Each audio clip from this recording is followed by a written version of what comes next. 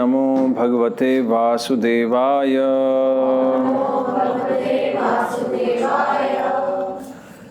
सो Ramayan series में आज हम लोग शुरू करने जा रहे हैं अयोध्या कांड। सेकंड कांड जो है वो है अयोध्या कांड। इसमें लीलाएं कम हैं, लेकिन जो हर जो पात्र हैं रामायण में उनका जो चरित्र है बहुत ही निखर के आ रहा है बाहर। मतलब किसके क्या गुण हैं, किस प्रकार का व्यवहार है। विशेष रूप से भगवान के गुणों का बहुत ही सुंदरता से इस अध्याय में वर्णन किया हुआ है अयोध्या कांड में। और नाम रामायण की बात करें तो इसमें सिर्फ 12 नाम दिए हुए, यानी कि जो बालकांड था उसमें 22 नेम्स थे, यानी कि उसमें पास टाइम्स ज़्यादा थी। इसमें 12 नेम्स हैं, लेकिन ये कांड बड़ा है, लार्ज है। इसमें डीलिंग्स बहुत सारी हैं। पिछले बालकांड में जहाँ हमने विराम दिया था वो था कि परशुराम जी आए, लेकिन एक क्वेश्चन जो था वो हमने डील नहीं किया था कि परशुराम जी क्या करने आए थे। हमने ये बताया था कि राम भगवान ने क्या किया, उनसे तपोबल ले लिया था, लेकिन क्या परशुराम जी को नहीं मालूम था कि ये जो धनुष है विष्णु के अलावा कोई उठा नहीं सकता, है ना? तो फिर वो क्यों आए परशुराम जी? तो मध्वाचार्य लिखते हैं कि परशुराम जी को मालूम था कि राम जो हैं विष्णु ही है, लेकिन जानता कोई नहीं है। और इस सत्य को स्थापित करने के लिए कि मैं परशुराम जिसने 21 बार क्षत्रियों का वध किया है, जिसे कोई हरा नहीं सकता, तो मेरे भी ये स्वामी हैं, विष्णु हैं ये। तो ये सत्य स्थापित करने के लिए परशुराम जी ने राम भगवान का रास्ता रोका था, और फिर राम भगवान ने अपनी श्रेष्ठता वहाँ पर दिखाई भी थी। और इसके बाद हमने चर्चा की थी कि भगवान राम जो है अयोध्या में लौटे हैं। और अब यहाँ पर अयोध्या कांड में जो पहला जो श्लोक है वो वर्णन कर रहे हैं इसमें भरत और शत्रुघ्न के बारे में। पहले जैसे होता है ना कि जो मुख्य पात्र है वो बाद में आएगा, पहले छोटे मोटे पात्र दिखाएंगे, है ना? तो राम भगवान के बारे में बाद में वर्णन है। पहले वाल्मीकि जी करें गच्छता मातुल कुलम भरतेन तदा अनघ शत्रुघ्नो नित्य शत्रुघ्नो नीतः प्रीति पुरस्कृतः। कि गच्छता को होता है चले गए। कौन? भरतेन। कहाँ पर? मातुल कुलेन, माता के कुल में। क्योंकि हमने पिछली बार चर्चा की थी कि युद्धजीत जो हैं, मामा जो हैं, यानी जो कैकेयी के भाई हैं युद्धजीत, वो भरत को मिलने आए थे, भरत को लेने आए थे। तो वो भरतेन तदा अनघ, और अनघ यहाँ पर कहा गया है शत्रुघ्न को, वो मैं बताऊंगा कि क्यों कहा गया है। एंड शत्रुघ्नो नित्य शत्रुघ्नो, फिर कहा गया नित्य शत्रुघ्नो, 2 बार शत्रुघ्नो वर्ड यूज किया गया है। और नित्य नीतः मतलब कि ये जो नीत शब्द है इसका मतलब कि भरत ने साथ लिया, कि भरत ने बोला शत्रुघ्न कि तुम मेरे साथ चलो, और शत्रुघ्न जो है वो साथ चल दिए। पुरस्कृतः, प्रीति पुरस्कृतः, इसलिए नहीं गए कि बड़े भाई हैं तो मुझे उनका कहना मानना पड़ेगा, इसलिए गए कि वो उनसे प्रेम करते थे। तो यहाँ 2 चरित्र हैं, 2 पात्र हैं। जैसा हमने बालकांड में भी चर्चा की थी कि भरत भगवत भक्त हैं, यानी भगवान के भक्त हैं, भगवान के भक्त हैं। शत्रुघ्न क्या है? भक्तों के भी भक्त हैं। तो इस एक श्लोक में भगवान के जो भक्त हैं उनके क्या गुण होते हैं शत्रुघ्न के गुणों का वर्णन किया हुआ है इस एक श्लोक में कि शत्रुघ्न कौन है और भक्त को कैसा होना चाहिए। तब राम प्रकट होते हैं, तब राम के गुण जो हैं वो प्रकट होंगे, वो आएंगे सामने। तो पूरी जो रामायण है ना, वो असल में राम भगवान के गुणों पर चर्चा है। अब जितने भी इस पहले सर्ग में अयोध्या कांड के गुणों का वर्णन आएगा, नाम रामायण में कह रहे अगणित गण, क्या श्लोक था वो, अगणित गण भूषित राम, कि अनंत गुण है भगवान के, राम के, उनका वर्णन किया जा रहा है यहाँ पर। उससे पहले वर्णन कर रहे हैं कि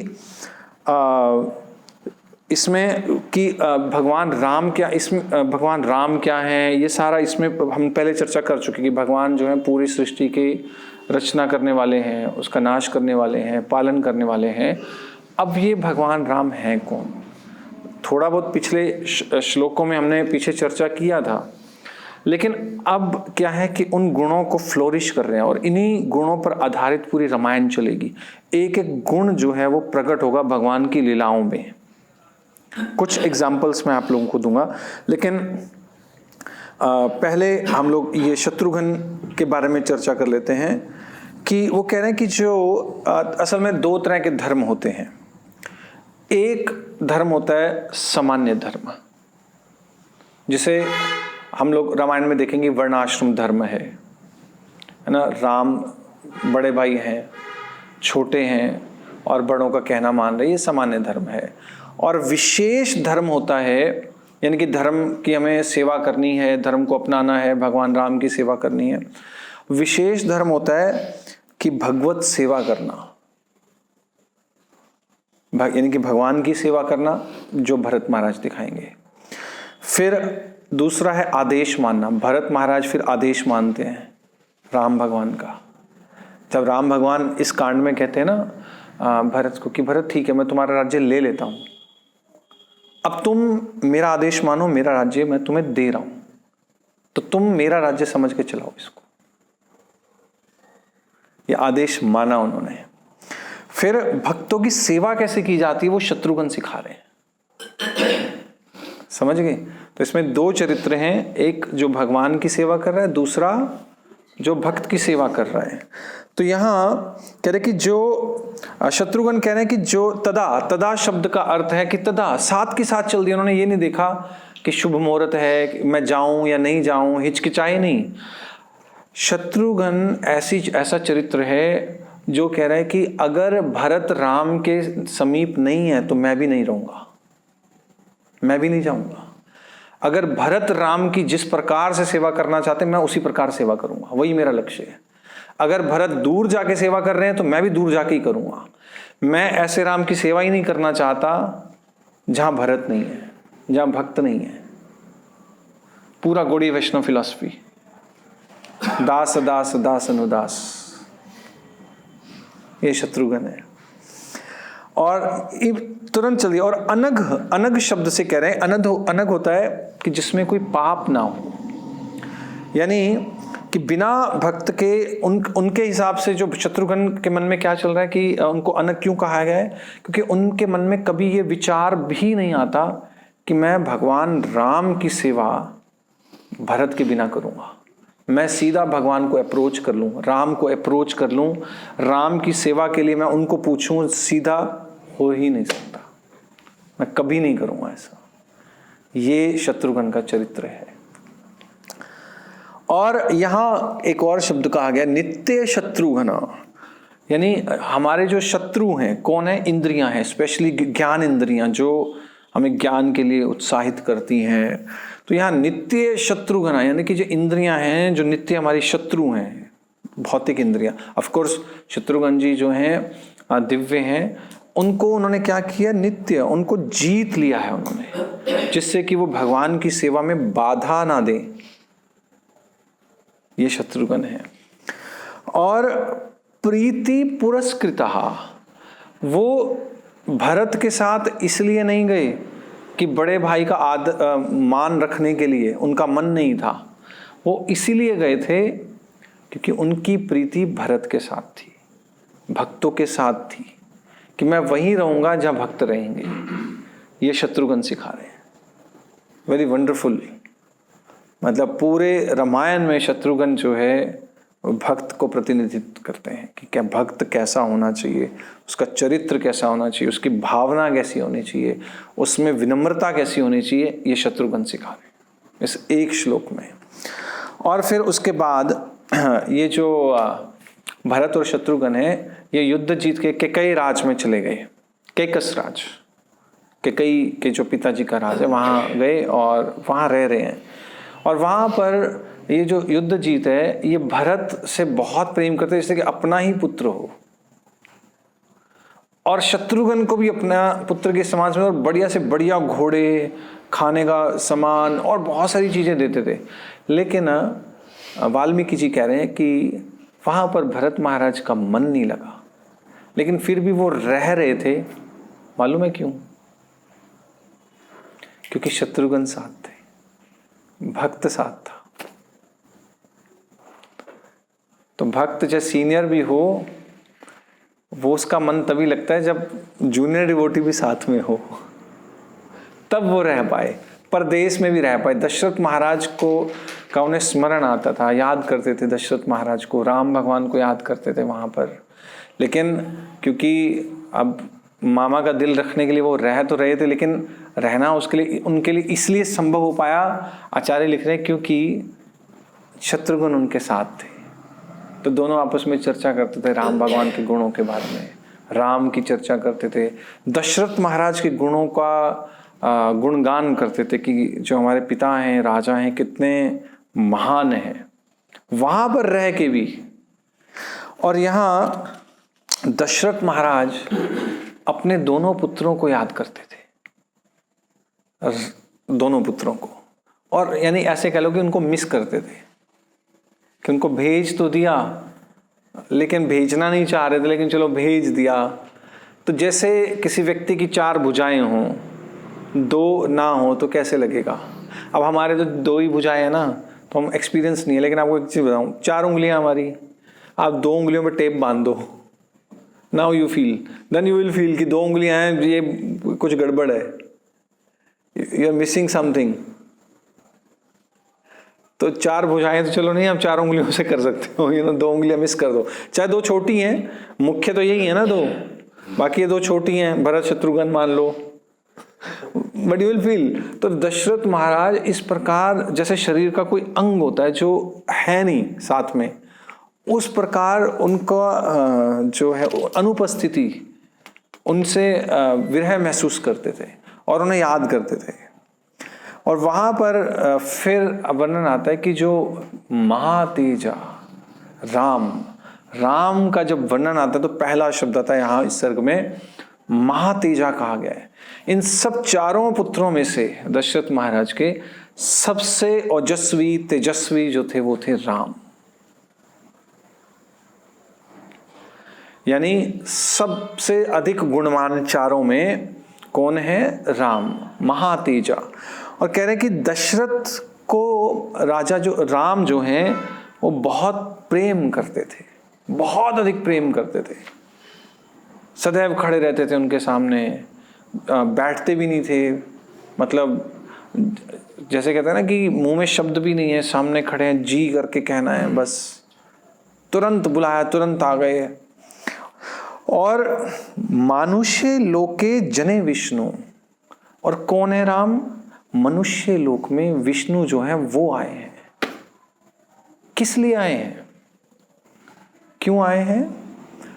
एक तो अपने भक्तों को, जब तक वो, देखो क्या होता है कि रावण को मारने के लिए आए हैं क्योंकि देवताओं ने कहा।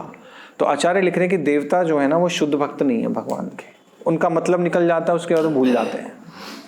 ऐसा शास्त्रों में भी है, जैसे कृष्ण लीला में आता है कि भगवान कृष्ण ने नरकासुर का वध किया था, देवताओं को तंग कर रहा था नरकासुर। तो देवताओं के कहने पर भगवान कृष्ण ने नरकासुर का वध कर दिया, चाहे उनका अपना पुत्र था। और देवताओं ने खुश होकर उन्हें पारिजात फूल दिया, लेकिन घर में लड़ाई हो गई, भी उसको दिया मुझे क्यों नहीं दिया। तो भगवान ने कहा ठीक है मैं तुम्हारे लिए पेड़ ही ले आता हूं। और वहां पर जब पेड़ लेने गए पारिजात वृक्ष, तो देवताओं ने, इंद्र ने मना कर दिया, कहा मैं नहीं दे रहा। कह रहे मैं नहीं दे रहा, यानी स्वार्थ पूरा हो गया, अब कह रहे हम नहीं देते। तो भगवान को वहां पर राजा इंद्र से लड़ना पड़ा, लड़के लेके आए थे। जस्ट इमेजिन, काम निकला बस, अब तुम कौन मैं कौन। तो ये मैं नहीं कह रहा हूं, ये आचार्य इस तरह से लिख रहे हैं। और देवता ने अपना स्वार्थ सिद्ध करने के लिए राम को तो मनुष्य लोग भेज दिया, लेकिन खुद जब यज्ञ भूमि में यज्ञ का जो भाग लेने आते तो 1 योजन ऊपर रहते हैं, धरती पे नहीं आते। और भगवान राम उनके प्रयोजन के लिए और अपने भक्तों को सुख देने के लिए इस संसार में ही आ गए। उस संसार में, उस लोक में जहां देवता भी झिझकते हैं, 1 योजन दूर रहते हैं। ऐसे समझ लो कि जैसे गंदगी होती है ना, नाली होती है, मल होता है, तो हम लोग दूर से कहते हैं यार दूर ही ठीक है, थोड़ा दूर ही रहते हैं। तो देवी देवता इस संसार से वैसे दूर रहते हैं, बदबू है, गंदा है। वहां राम आए हैं, किस लिए? ताकि वो अपने गुणों को, अपनी लीलाओं को करके, प्रदर्शित करके जो उनके भक्त हैं उनको इस संसार से निकालने की जो नौका है उसका निर्माण कर सकें। ऐसी नाव का निर्माण करें कि उनके नाम का, उनके गुणों का, उनकी लीलाओं का, उनके रूप का बखान करने से इस संसार से मुक्ति हो जाए। ये राम है। और ऐसा नहीं है कि सिर्फ दशरथ महाराज को ही आदर देते थे, कौशल्या को भी आनंदित करते थे। और कौशल्या भगवान राम के असंख्य गुणों को देखकर उस प्रकार आनंदित होती थी जैसे आदिति 1000 आंखों वाले इंद्र को देखकर प्रसन्न होती थी। इस प्रकार से आनंदित होती थी। ये राम के गुण हैं। और फिर उसके बाद वाल्मीकि जी राम भगवान की कह रहे हैं कि राम कौन है? बहुत ही सुंदर है। सुंदरता का वर्णन हमने पहले सर्ग में किया था कि भगवान सुंदर किस प्रकार से हैं। सुंदर की अलग अलग व्याख्याएं हो सकती हैं, लेकिन अभी हम लोग जो लेंगे शारीरिक सुंदरता की बात करते हैं कि भगवान राम कैसे दिखाई देते थे। ऐसा नहीं है कि कोई भी मूर्ति बना दे अपनी मर्जी से, स्पेकुलेशन से, किसी की आंखें सुंदर लगती हैं वैसी आंखें बना दे, ऐसा फेस अच्छा लगता था ऐसा फेस बना दे। आजकल करते नहीं है, शिव जी के मसल्स बना देते हैं। हाँ, शिव जी की, ये सब स्पेकुलेशन है, शास्त्रों में नहीं है ऐसा। आप मूर्तियों का वर्णन या अर्चा विग्रह ऐसे नहीं बना सकते। उसके लिए विशेष प्रकार के मूर्तिकार होते हैं जिन्हें वास्तु शास्त्र का ये जो शिल्प कला है इसका ज्ञान होता है, और उन्हें पुरुष सूक्त या और भी जितने भी सूक्त हैं जो शिल्प कला से संबंधित हैं कि भगवान के आंखें कितनी बड़ी हैं प्रोपोर्शनेटली फेस के, आईब्रोज कितनी बड़ी हैं, ऊंची हैं, लंबी हैं या तीखी हैं, देवी की कैसी होंगी, उन सब का वर्णन शास्त्रों में दिया होता है। जैसे राम भगवान सीधे खड़ते हैं, कृष्ण भगवान टेढ़े खड़ते हैं। ऐसे ही आप अपनी मर्जी से उल्टे हाथ की कर दो, भगवान ऐसे बांसुरी पकड़ने हम ऐसे कराएंगे, नहीं, ऐसा नहीं है, शास्त्रों में वर्णन है। तो यहाँ भगवान जो हैं उनके विशाल कंधे हैं, विशाल कंधे, इज लाइक लॉयन। अगर आप शेर के देखो तो कंधे बड़े होते हैं, मोटी भुजाएं हैं और लंबी हैं भुजाएं। शंख की तरह उनकी गर्दन है जिसमें 3 रेखाएं हैं, लॉन्ग। कुछ कबीले वाले भी हैं ना अफ्रीका में, और औरतें जो है अपनी गर्दन लंबी करने के लिए यहाँ कड़े डालती हैं। जब यहाँ तक लंबी हो थोड़ी और लंबी, एक और कड़ा ऐड कर देंगे, फिर एक और, इतनी लंबी हो जाती है उनकी गर्दन। मिल जाएंगे आपको नेट पे। लेकिन भगवान राम की नेचुरली शंख के समान लंबी गर्दन, उसमें 3 रेखाएं हैं। ये मतलब जितने महापुरुषों के जो शुभ लक्षण है सामुद्रिक शास्त्र में दिए वो सारे भगवान राम में हैं। और उनकी जो ठुड्डी है वो बड़ी है, चिन्ह, चौड़ी छाती है, विशाल धनुर्धारी, और उनकी हंसुली जो हड्डियां हैं, ये हड्डियां होते हैं ना यहाँ पे, यहाँ कॉलर बोन्स, ये दिखाई नहीं देती भगवान की। ऐसा नहीं यहाँ हड्डियां निकली हुई हैं, कॉलर बोन्स नहीं है, मतलब इतना भी वर्णन है। और सिर और मस्तक बहुत सुंदर है राम भगवान का, और शरीर जो है उनका चिकना है, जो अंग छोटे होने चाहिए वो छोटे हैं, जो गहरे होने चाहिए वो गहरे हैं, जैसे नाभि गहरी होनी चाहिए, आवाज गहरी होनी चाहिए, वो गहरे हैं। और नेत्र, जो अंग बड़े होने चाहिए वो बड़े हैं, जैसे नेत्र बड़े हैं भगवान के, कमलाकार हैं। तो इस प्रकार पूरा वर्णन दिया हुआ है भगवान राम का कि कितने सुंदर हैं राम। और इसके क्योंकि इसका डिस्क्रिप्शन फिर हम लोग सुंदरकांड में आता है। राम जो जब सीता जी का अपहरण हो जाता है तो हनुमान जी सीता देवी को भगवान राम की सुंदरता का वर्णन करते हैं कि राम कैसे दिखाई देते हैं। अब वहाँ कोई मोबाइल तो था नहीं कि फोटो खींच के ले जाएंगे, देखो कन्वर्सेशन ये रिकॉर्ड करके ले जाए message, it's not like that. वर्णन कर रहे हैं पूरा, ऐसे इतना सुंदर वर्णन है कि साक्षात ऐसे लगता है कि राम भगवान को प्रकट कर दिया उन्होंने वहां पे, तभी उसका नाम जो है सुंदरकांड है। और शूर्पनखा जो है वो भी विमोहित हो गई थी राम भगवान पे, इतने सुंदर राम हैं। और फिर उन्हें कह रहे हैं कि साहसी भगवान जो है वीर्यवान है। साहसी का मतलब होता है, क्या होता है, निडर।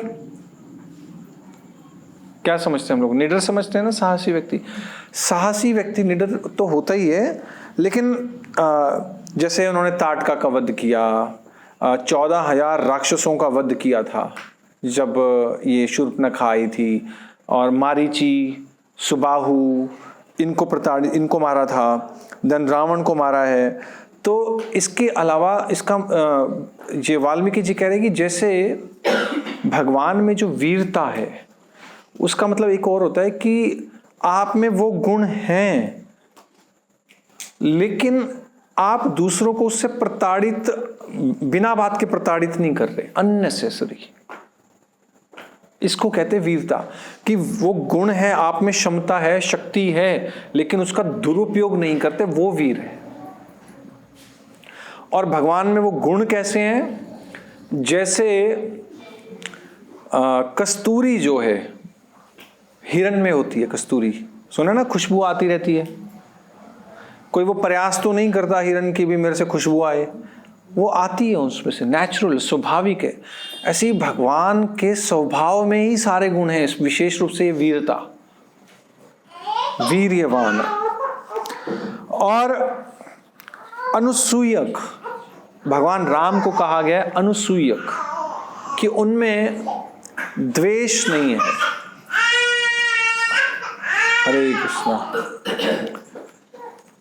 तो द्वेष क्यों नहीं है, क्योंकि मतलब भगवान जब दूसरों में कोई अच्छा गुण देखते हैं तो उन्हें ये नहीं लगता कि मेरे अंदर नहीं है, वैसे तो भगवान में सारे गुण हैं, उनको द्वेष नहीं होता उनसे। इवन रावण को भी भगवान राम ने कहा कि अगर ये मुझसे क्षमा मांग ले तो मैं आज ही क्षमा कर दूंगा। कोई द्वेष नहीं है, कोई द्वेष नहीं। और एक और शब्द का उपयोग हुआ है कि ये कौन है, दशरथ ओपमा, कि दशरथ के पुत्र हैं ये बाह्य अर्थ है इसका। एक आंतरिक अर्थ आचार्य लिख रहे हैं कि दशा का मतलब होता है जो दशों दिशाओं में घूम सके पंछी, गरुड़ जी, उस रथ पे सवार जो, यानी कि साक्षात नारायण है। ये वाल्मीकि जी कह रहे हैं कि राम कौन है, साक्षात नारायण है। और प्रशांत आत्मा, शांत रहते हैं, और उनकी जो शांति है सागर के समान है, या इस तरह से कैसे, जो सागर ने धैर्य धारण किया हुआ है वो राम से लिया हुआ है, ऐसे गुण है राम के। और मृदुपूर्व कड़वे। अगर कोई राम को कटु शब्द भी कह दे, गाली भी दे दे, तो भगवान उसके साथ कभी भी कटु शब्द नहीं कहते, वितर्क नहीं करते, तब भी मृदु शब्द कहते हैं। क्यों बता रहे राम के इतने सारे गुण? क्यों बता रहे हैं? इसलिए बता रहे हैं कि राम ने आके ये सारे गुण प्रकट किए हैं। ऐसे हैं भगवान, हम लोग सुनते आए हैं कि भगवान में सारे गुण हैं, तो हैं कैसे? ऐसे। तो जैसे अगर आप वो देखो, कौन थे जिन्होंने भगवान के छाती पे लात मारी थी? भृगु ऋषि ने। उनका चरण भगवान के यहाँ सीने पे है, लेकिन भगवान ने उनको पलट के जवाब नहीं दिया। दे सकते थे, वीर हैं, दे सकते हैं, दिया नहीं। भगवान के ये गुण हैं। या भगवान कृष्ण लीला में, कृष्ण की लीला में भगवान ने किसकी 99 गालियां सुनी थी? शिशुपाल। नहीं कहा कुछ भी, पहली गाली पे भी मार सकते थे, इसको कहते हैं। और इवन लक्ष्मण जो है वो क्रोधित हो गया जब उसने सुना कि राम को वनवास मिला है, तो राम ने कठोरता से जवाब नहीं दिया, प्रेम से जवाब दिया। इवन जब भरत भी मिलने आया था राम भगवान को, तो लक्ष्मण फिर क्रोधित हो गए थे, लेकिन राम उस समय भी क्रोधित नहीं हुए, ना भरत पे और ना ही लक्ष्मण पे, कि लक्ष्मण तू कैसी बात करता है, हमेशा मुझे भड़काता रहता है, तू निकल ले। को तर्क नहीं किया, वितर्क नहीं किया, कटु शब्द नहीं कहे। इवन सीता देवी ने जब भगवान को कहा कि आप मुझे नहीं ले जाना चाहते क्योंकि आप मेरी रक्षा नहीं कर सकते हो, क्योंकि आप में क्या पुरुषत्व नहीं है, तो वहां पर भी राम ने सीता देवी को पलट के जवाब नहीं दिया, मृदु शब्द कहे और कहा ठीक है, मैं स्वीकार करता हूं कि तुम मेरे साथ जाने के लिए तत्पर हो, तो तुम चलो साथ में। ये राम है। और उसी प्रकार अगर कोई क्योंकि भगवान जो हैं शक्तिमान है, अगर कोई राम के पास हजारों अपराध करके भी वापस क्षमा मांग ले और कह दे कि राम अब मैं आपका हूं, तो भगवान सब भूल के उसे स्वीकार कर लेते हैं। जैसे सुग्रीव ने क्या किया था? सुग्रीव ने कहा था कि आप मुझे राज्य दिलवाने में सहायता कीजिए, मैं आपकी सहायता करूंगा। और जब राज्य मिल गया तो सुग्रीव ने क्या कहा कि अभी वर्षा ऋतु है, चतुर्मास के बाद बात करूंगा, और वो भूल गया। और राम ने वहां पर लक्ष्मण कहा, लक्ष्मण तुम वहां जाके अगर वो ना समझे तब क्रोध करना, नहीं तो क्रोध मत करना। तो इसको कहते हैं जित क्रोधा, क्रोध पर भी नियंत्रण है भगवान राम का। और कृतज्ञ, भगवान क्या है? कृतज्ञ। आप थोड़ा सा भी काम कर दो, कोई छोटी सी सेवा कर लो, भगवान ऋणी मानते हैं कि मैं अब इसका ऋणी हो गया। भगवद गीता में कौन सा श्लोक है? कौन सा श्लोक है? पत्रम, कह रहे थोड़ा सा दे दो, I will be happy. Just imagine, ये राम अपने गुणों से दिखा रहे हैं कि ये जो नाविक था गुह, इसने क्या सेवा की थी? एक नौका से पार ही तो कराया था। इतना वृत्तांत हम आज भी गुण गा रहे हैं। और राम ने जब हनुमान जी को वापस भेजा था भरत को संदेश देने के लिए कि राम भगवान कि मैं आ रहा हूं, तो तुम देखना परखना कि क्या भरत मेरी प्रतीक्षा कर रहा है, क्या वो राज्य करना चाहता है या मुझे देना चाहता है। तुम उसके भावों से समझना, तुम समझदार हो, बुद्धिमान हो, तुम जान पाओगे। जब भेज रहे थे तो राम ने कहा कि जब जाओगे ना, उससे पहले तुम गुह को संदेश देना कि मैं आ रहा हूं, मैं तुम्हें मिलूंगा, मेरी प्रतीक्षा करना। जस्ट इमेजिन, एक नौका से एक नदी तो पार करवाई थी, और क्या कराया था। ये राम है, कृतज्ञ। लेकिन इवन वानर जो थे, जिन्होंने राम के लिए लड़ते। जब वानर ने पता करके आए थे ना, वानर वहां पर क्या कहते हैं उससे, सीता देवी का, तो उन्होंने पूरा बाग बगीचा उजाड़ दिया था, शहद खा लिए थे पूरा। लेकिन भगवान राम ने कुछ नहीं कहा वहां पे। ऐसे चंचल वानर जिनका अपने आप पे नियंत्रण नहीं है, उनकी सेवा राम ने स्वीकार की। और जब वापस जा रहे थे तो राम ने कहा कि अब मैं अयोध्या जा रहा हूं। तो वानर जो थे ना उदास हो गए, वो कहते कि हम भी अयोध्या जाना चाहते हैं।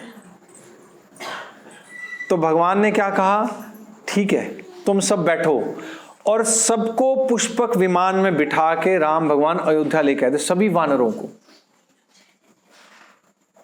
जस्ट इमेजिन कि कहां राम और कहां वानर। और ऐसा नहीं कि बड़े बड़े जो मंत्री थे या बड़े वानर थे उनको ही राम भगवान ने विमान में बिठाया सीता देवी के साथ, सारे A to Z।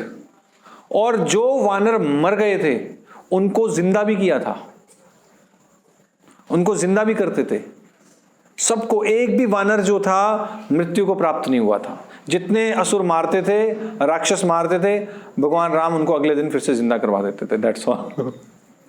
लेकिन जो राक्षस थे वो क्या करते थे, जो मर जाते थे उनको समुद्र में फेंक देते, उनको मछलियां खा जाती थी, वो जिंदा नहीं होते थे। वो आगे आएगा युद्ध कांड में, वो सारी चीजें हम लोग डिस्क्राइब करेंगे। लेकिन मैं बता रहा हूं कि राम भगवान के जो एक गुण हैं ये पूरी रामायण में फिर फ्लोरिश होंगे, प्रस्फुटित होंगे, इतने सुंदर गुण हैं। और जो भगवान का नाम ले लेता है भगवान उसके भी ऋणी हो जाते हैं। निरपराध नाम, ये ध्यान रखने वाली बात है। उसके बाद राम भगवान जो थे समय व्यर्थ नहीं करते थे। वो वृद्ध जनों से चर्चा करते थे, चर्चा में प्रवीण थे, बातें करते थे। उनसे क्या बात करते थे, शास्त्रों अर्थ करते थे, शास्त्रों पे बात करते थे, उनसे पूछते थे। और उनमें से जो बहुत ही सूक्ष्म और गुह्य तत्व होते थे उनको बाहर निकालते थे, और उन्हें ऐसा महसूस नहीं करवाते थे कि वो तुच्छ है, उनको ज्यादा, राम भगवान को ज्यादा मालूम है। और वृद्ध जन भी 3 तरह के होते हैं। कौन कौन से होते हैं मालूम है? एक तो हो गया आयु से वृद्ध, दूसरा ज्ञान में, तीसरा शील में, चरित्र में। तीनों से चर्चा करते थे, शील, चरित्र। और यहां तक शास्त्रों में कहा है कि राम भगवान ब्राह्मणों से भी बात करते थे, जो मतलब इंटेलिजेंट बुद्धिमान है ब्राह्मण, और ये नहीं देखते थे कि वो छोटा है बड़ा है, खुद से बात करते थे। ऐसा नहीं सोचते थे कि मैं राजकुमार हूं, मैं बड़ा हूं, वो छोटा है। नो, उनसे खुद जाके बात करते, खुद से बात करना शुरू कर देते थे। तो अभिमान नहीं था कि मैं बहुत गुणी हूं, मैं बहुत बड़ा धनुर्धर हूं, मैं राजकुमार हूं। ऐसा राम में बिल्कुल अभिमान नहीं था, खुद से जाके बात करते थे। तो भक्तों में भी ऐसे गुण होने चाहिए कि अगर कोई भक्त बात नहीं कर रहा, खुद जाके बात कर लो। ये नहीं सोचो कि भी हम लोग सीनियर हो गए हैं, नहीं, खुद से जाके बात करो, उसमें कोई कुछ जाएगा नहीं। पूछो, खुद से पूछो। ये राम भगवान ये सिखा रहे हैं कि मेरे भक्तों में कैसे गुण होने चाहिए। और उनको वृद्ध जनों से जब बात करते तो भगवान एक और चीज सिखा रहे हैं कि उन्हें भक्तों का संग पसंद है। जो अच्छे भक्त हैं, जो शास्त्रों में प्रवीण हैं, शास्त्रों को जानते हैं, उनका संग भगवान को अच्छा लगता है। अगर आप चाहते हो कि भगवान आपके बीच में हो तो शास्त्र पढ़ो, भगवान के बारे में पढ़ो, उनके गुणों की चर्चा करो। ये भगवान राम सिखा रहे हैं, ये लीला में आ रहा है, ये वाल्मीकि जी बता रहे हैं प्रैक्टिकल व्यवहार में। और मृदु का मतलब यहाँ पर आचार्य लिख रहे कि जूनियर से जाके बात करते थे। ऐसा नहीं कहते थे कि भी मैं बात नहीं करूँगा। और जूनियर्स भी जो उनसे छोटे थे उनसे जाकर बात करने में घबराते नहीं थे।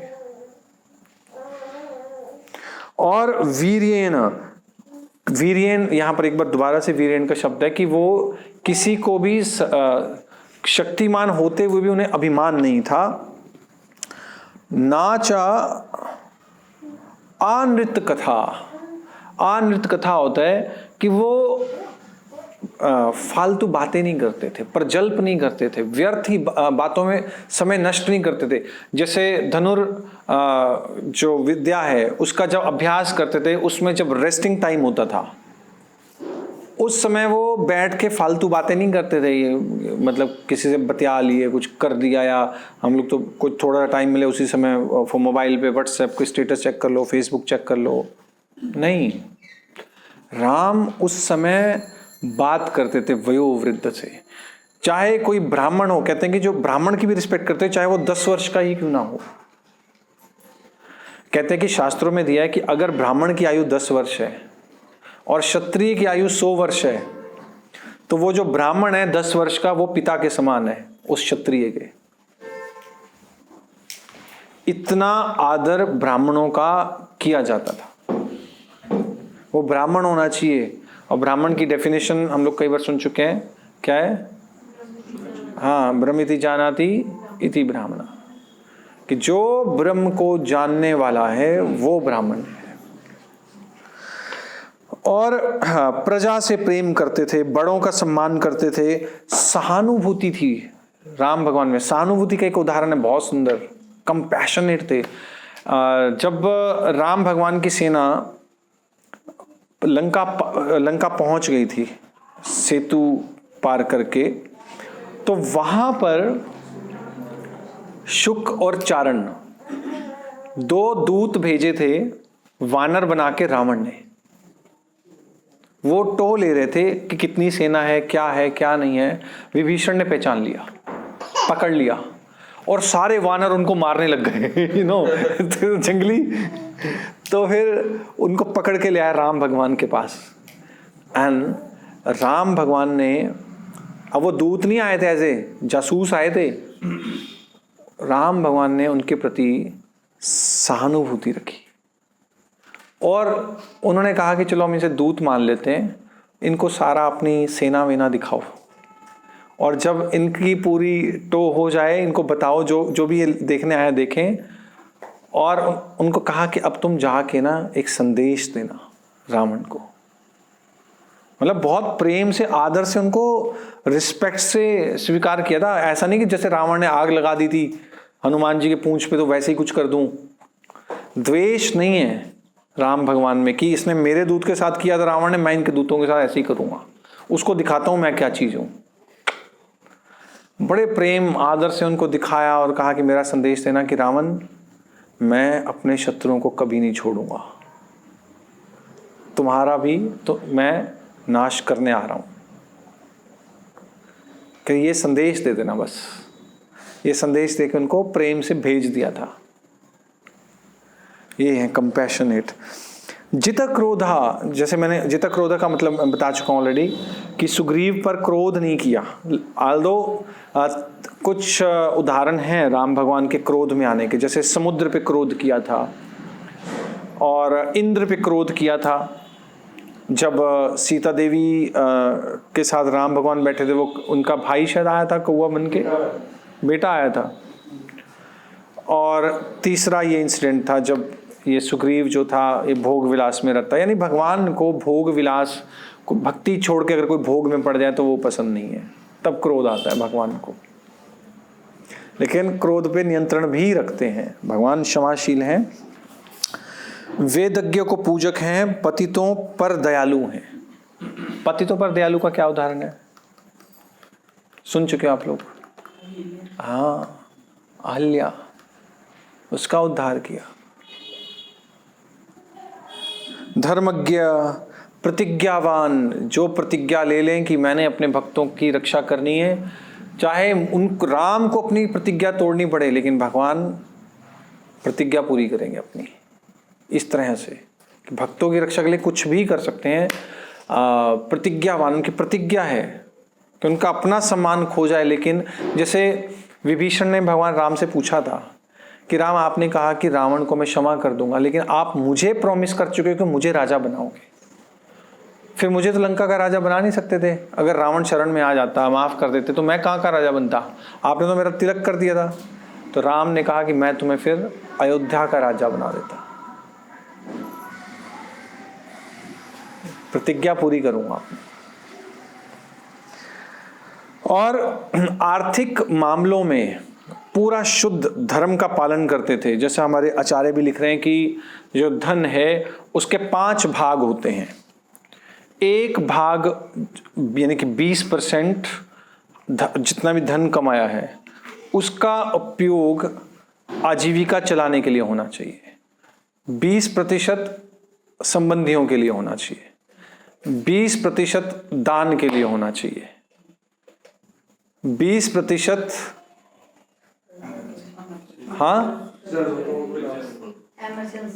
इमरजेंसी के लिए, और 20% होना चाहिए प्रतिष्ठा फैलाने के लिए, अपनी नेम फेम के लिए। लेकिन श्रील प्रभुपाद ने इसको सिंप्लीफाई कर दिया है आज के युग में। 50% भगवान की सेवा में, 25% रिलेटिव्स के लिए, 25% आजीविका चलाओ या जो अर्जेंट है उसके लिए, बस 25% में अपना गुजारा करो, 25% अर्जेंट उसमें रखो, 50% दान में, लेकिन एटलीस्ट 10% तो देना ही चाहिए। और क्षत्रिय जो कुल है राम का, जो स्वीकार किया है राम भगवान ने, या उसका मान बढ़ाया भगवान ने, क्योंकि क्षत्रिय धर्म का पालन कर रहे थे राम। और बड़े बड़े क्षत्रिय जो हैं जिनको कोई हरा नहीं पाता था, राम भगवान के आगे झुकते थे। राम भगवान इतने प्रवीण थे युद्ध कला में, ऐसा नहीं कि वो प्रतीक्षा करते थे कि ये क्या स्टेप लेगा, वो पहले ही समझ लेते कि क्या करेगा, आगे बढ़कर हिस्सा लेते थे और युद्ध में उनको हराते थे। जब अभ्यास युद्ध होता था, ऐसा नहीं कि सैनिकों को आगे कर देते थे, खुद आगे बढ़ के युद्ध करते थे। Very courageous. और आरोग तरुण वाग्मी, भगवान राम में कोई भी रोग नहीं था, ना मानसिक ना शारीरिक, निष्कलंक थे। एंड वाग्मी, वेदों का पूरा ज्ञान था। वांग्मय यानी वेदों में क्या दिया हुआ है, और अगर किसी व्यक्ति से मिलते थे उसका सार ग्रहण कर लेते कि ये व्यक्ति क्या है, देखते ही पहचान लेते कि ये व्यक्ति क्या है और किस प्रकार का व्यवहार करेगा, किस प्रकार का स्वभाव है। सारज्ञ, सार को जान लेते थे देखते ही, ये भगवान राम है। तभी जब विभीषण आया था तो भगवान राम ने कहा ना कि मैं पहचान गया कौन है क्या है, तो विभीषण को आके हम इसको स्वीकार करेंगे। हनुमान जी भी डाउटफुल हो गए थे कि विभीषण को स्वीकार करें या नहीं करें, लेकिन राम भगवान ने नहीं, स्वीकार कर लिया, सारज्ञ। और राम भगवान को पता है कि कौन से विचारों को कब प्रकट करना है, कब नहीं करना। कोई जान नहीं पाता था कि भगवान राम क्या सोच रहे हैं। गंभीर, राम भगवान गंभीर भी हैं और भौतिक भोगों से दूर हैं। और अमोघ क्रोध हर्ष, उनको कहा गया कि उनका जो क्रोध है वो अमोघ है। अगर वो क्रोध कर दें वो कभी खाली नहीं जाएगा, वो शत्रुओं को या जो अपराधी हैं उनको दंड देगा ही देगा। और अगर हर्षित हैं तो वो सम्मान, जिस पर हर्षित हैं, प्रसन्न हैं, वो सम्मान पाएगा ही पाएगा, उसे आशीर्वाद, धन या कुछ भी वो मिलेगा ही मिलेगा। अमोघ है, भगवान की प्रसन्नता अमोघ है, क्रोध भी अमोघ है। और भगवान राम में धैर्य कैसा है, धरती के समान, और बृहस्पति के समान बुद्धि है, और बोलने में बहुत निपुण है राम। इसलिए जब हनुमान जी, जब अभी समझौता नहीं हुआ था जब बाली के साथ, तो हनुमान जी जब राम भगवान से मिलने गए तो राम भगवान ने बहुत ही चतुराई से बात की थी, बहुत ही निपुणता से बात की। और हनुमान जी तो वैसे भी चतुर हैं बात करने में, एंड हनुमान जी ने अप्रिशिएट किया राम को कि इतने चतुर हैं, इतने निपुण हैं, वाक्पटु हैं। और सूर्य के समान भगवान को कहा गया है कि जिस प्रकार सूर्य से सूर्य की किरणों को अलग नहीं किया जा सकता, उसी प्रकार भगवान राम में अनंत गुण है। जैसे सूर्य की अनंत प्रकाश है, उसी प्रकार राम में अनंत गुण है। जैसे सूर्य से सूर्य की किरणों को अलग नहीं कर सकते, वैसे भगवान राम से राम के गुणों को अलग नहीं किया जा सकता, कभी भी नहीं। और फिर लास्ट का जो श्लोक है, इसमें लास्ट का नहीं 35 श्लोक है, उसमें कह रहे हैं अथा राज्ञो बभूवैवं वृद्धस्थ चिरजीविनः प्रीति रेशा कथम रामो राजा स्यान्मयी जीवति।